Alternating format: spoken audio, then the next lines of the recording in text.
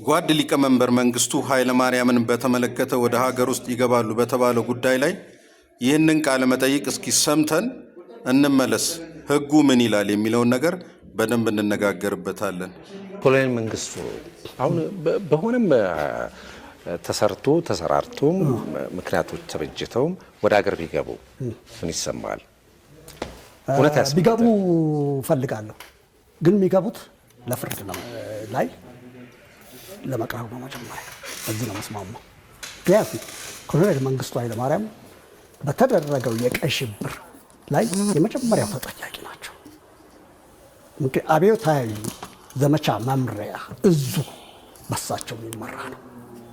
አንድ ሁለተኛ በ60ዎቹ ይጠየቃሉ።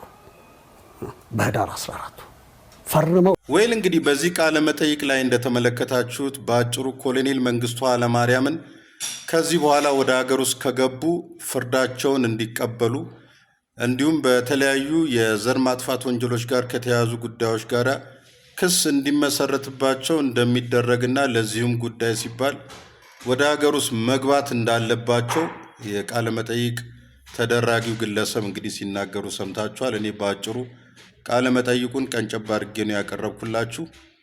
ከሰውየው ንግግር አንጻርና ከህጉ አንጻር ኮሎኔል መንግስቱ ኃይለማርያም ወደ ሀገር ውስጥ ቢገቡ ህግ ሊጠይቃቸው ይችላል ወይስ አይችልም የሚለውን ነገር እስኪ እንመልከት።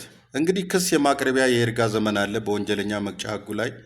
እንደገና ደግሞ ውሳኔ ከተሰጠ በኋላ የጥንቃቄ እርምጃ ለመውሰድ ወይም ደግሞ ውሳኔ የሚፈጸምበት ደግሞ የይርጋ ዘመን አለ። ሁለት የይርጋ ዘመኖች አሉ።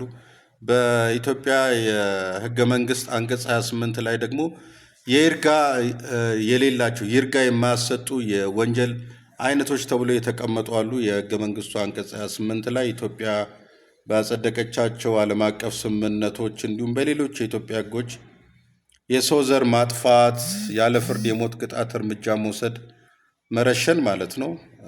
አሁን በብዛት የሚታየው በተለይ በእኛ ጦርነቶች ውስጥ መረሸን፣ የሚረሽኑ በአስገዳይ ሰውን የሚሰውሩ ኢሰብአዊ ድብደባና ድርጊቶች በፈጸሙ ሰዎች ላይ ክስ የማቅረቢያ ጊዜ ነው። ኦኬ።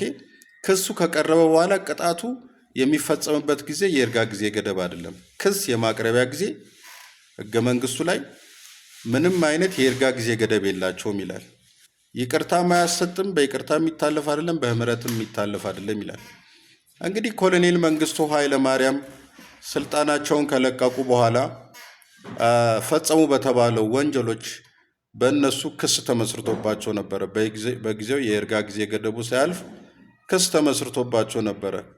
የሞት ፍርድ ወይም የእድሜ ልክ ጽኑ እስራት የሚያስቀጣ ወንጀል ለፈጸሙ ሰዎችና በዚህ የሞት ፍርድ ወይም የእድሜ ልክ ጽኑ እስራት ያስቀጣቸዋል ተብለው ለታሰቡ የክስ አይነቶች ክስ የማቅረቢያ ጊዜ በ25 ዓመት ነው። በ25 ዓመት ውስጥ ክሱ ካልቀረበ በይርጋ ይታገዳል ማለት ነው።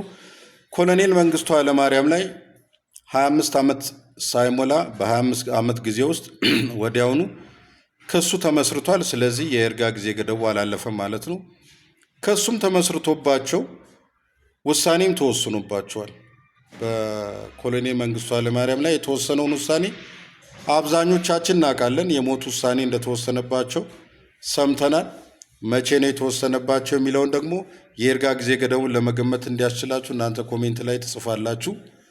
እና ኮሎኔል መንግስቱ ኃይለማርያም በይርጋ ጊዜው ውስጥ የክስ ማቅረቢያ ይርጋ ጊዜ ውስጥ ክስ ተመስርቶባቸዋል። ስለዚህ የክስ ማቅረቢያ ይርጋ ጊዜውን እዚህ ጋር ስለሱ ማውራት እናቆማለን። ነገር ግን ውሳኔ ከተሰጠ በኋላ ይህ ውሳኔ መፈጸም ያለበት በምን ያህል ጊዜ ውስጥ ነው የሚለውን ይርጋ ደግሞ ስናይ የሞት ፍርድ የተፈረደበት ወይም ደግሞ የእድሜ ልክ የተፈረደበት ሰው ይህንን ውሳኔ በ30 ዓመት ውስጥ ውሳኔው ካልተሰጠው ወይ ውሳኔው ከተወሰነ በኋላ ሰውየው እስረኛው አምልጦ ሊሆን ይችላል ወይም በሌለበትም ተወስኖ ሊሆን ይችላል። ስለዚህ በ30 ዓመት ውስጥ ይህ ውሳኔ ካልተፈጸመ በይርጋ ይታገዳል። ስለዚህ ምንም ማድረግ አይቻልም ማለት ነው። 30 ዓመት ካለፈው ይህ ሰውዬ ኖርማል ሰው ሆኖ ውሳኔው ሳይፈጸምበት በነፃነት ይንቀሳቀሳል ማለት ነው።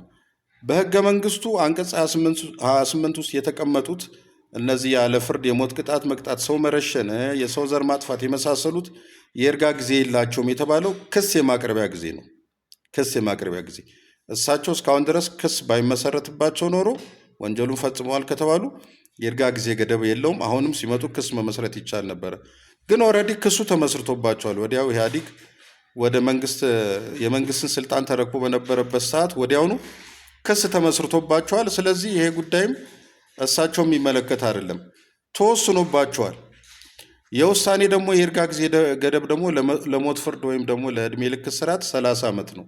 በ30 ዓመት ውስጥ ግለሰቡን አስመጥተውት የሞት ፍርዱን አልፈጸሙበትም ወይም ደግሞ የዕድሜ ልክ እስራትም ተፈርዶባቸው ከሆነ የዕድሜ ልክ እስራታቸውን አልፈጸሙባቸውም።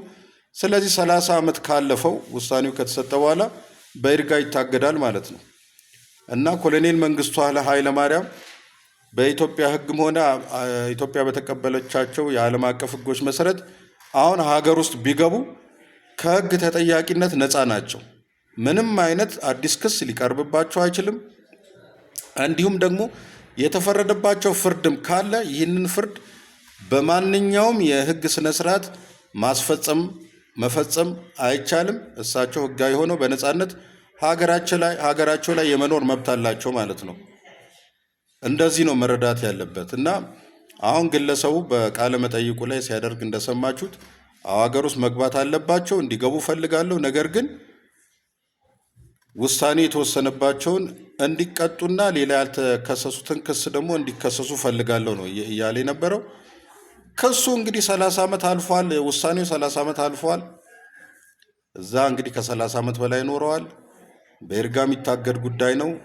ምንም የሚነካቸው ነገር የለም። እዚህ መጥተው ሀገራቸው ላይ በሰላም መኖር ይችላሉ ለማለት ብዬ ነው። መልካም ቀን። ሪፖስት እያደረጋችሁ